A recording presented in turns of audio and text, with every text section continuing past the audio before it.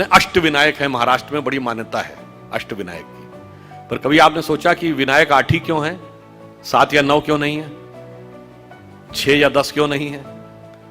हमारे यहां कोई भी चीज बगैर कारण के नहीं है, बगैर तर्क के नहीं है। अच्छा, कभी आपने सोचा कि भगवान गणेश का शरीर मनुष्य का है और सर हाथी का क्यों है? और उनका सर काटा क्यों गया? सर हाथी का क्यों है, सवारी चूहे की क्यों है? दोनों में बहुत विरोधाभास नजर आता है ना। और उसके बाद यदि हाथी का सर है तो उनको एक दंत क्यों कहा गया? हाथी के तो 2 दांत होते हैं, तो फिर एक ही दांत क्यों है? और अगर एक ही दांत रहना था तो एक ही दांत होना चाहिए था उनकी मूर्ति में, वो दूसरा दांत टूटा हुआ क्यों है?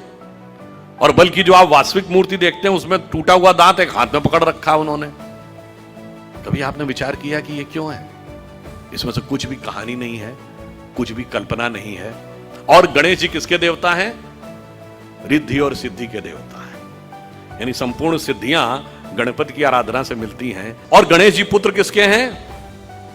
शिव पार्वती के। और शिव ने ही सारे आगम ग्रंथ दिए हैं, यानी जिसको आप कहते हैं ना, आपकी चेतना के जागरण के सारे स्वरूप भगवान शिव ने दिए हैं। अब समझिए गणपति के सारे जो स्वरूप हैं इनका अर्थ और तात्पर्य क्या है। देखिए, भगवान गणेश का वह स्वरूप हमारे अंदर की जो वास्तविक चैतन्य ऊर्जा होती है उसके उत्थान की वह प्रक्रिया को प्रतीक रूप में दिखा रहा है। सबसे पहले सर कटना किस लिए जरूरी है? वह आप अंदर की यात्रा करके अपनी कुंडलनी शक्ति को तब जागृत कर सकते हैं जब पहले आप अपने अहंकार को नष्ट करने में सफल होते हैं। तो आपका सर कटने का स्वरूप प्रतीक ये है। दूसरा, हाथी का ही सर क्यों है? क्योंकि हाथी की जो सूंड है, और आपने देखा होगा हमेशा गणपति की सूंड इस दिशा में यूं है, कभी ऐसे नहीं है। क्यों?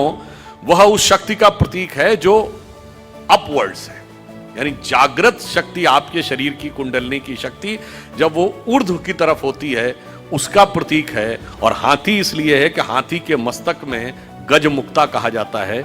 माना जाता है कि हाथी के यहां मस्तक में एक मुक्ता है तो वो ब्रह्मरंध्र का प्रतीक है। और जब वो मुड़ी हुई सूंड ऊपर है, और चूहे की सवारी क्यों है? क्योंकि चूहा जमीन के अंदर जाकर अपना बिल बनाता है। तो जब आप एकाग्र चित्त होकर अपने अंदर की यात्रा में उतरते हैं तभी जाके आप इस शक्ति को पहचान पाते हैं और उस शक्ति को ऊपर उठाने का सामर्थ्य पा पाते हैं। 8 ही विनायक क्यों हैं? क्योंकि 8 चक्र हैं, मूलाधार, स्वाधिष्ठान, अनाहत, आज्ञा, विशुद्ध चक्र और ब्रह्मरंध्र। और अब एक ही दांत क्यों है? क्योंकि जब आप आज्ञा चक्र से ऊपर जाते हैं तब द्वैत के साथ वह यात्रा नहीं हो सकती, यानी संसार और ब्रह्म 2 में से एक को ही चूज करना पड़ता है। तो वह दांत टूटा हुआ क्यों है?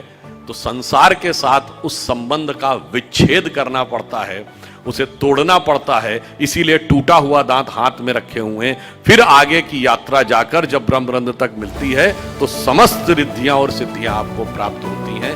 यह उसका प्रतीक है।